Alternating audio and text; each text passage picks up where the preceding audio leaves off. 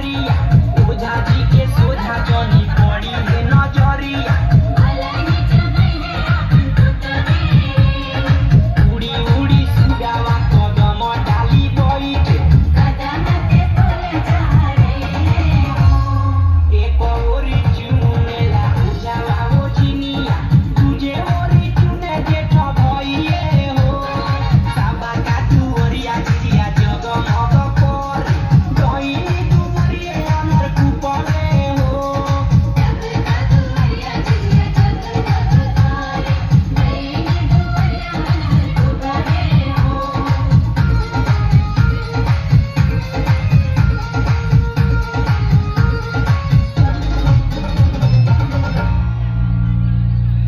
कहिए बाबा से कि ये 10 गो रुपया दी ना तो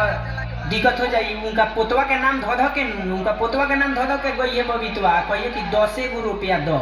आ ना तो कह दिए कि ये बाबा बिहान से अइबो ना करेन सन आ उनका पतोहिया से बड़ डलिया चाउर मांग के लियो हो कहियो जो ओ तरह के जोहिया झिलिया डुबाए तहिया सेंदूर लिया के दे मत।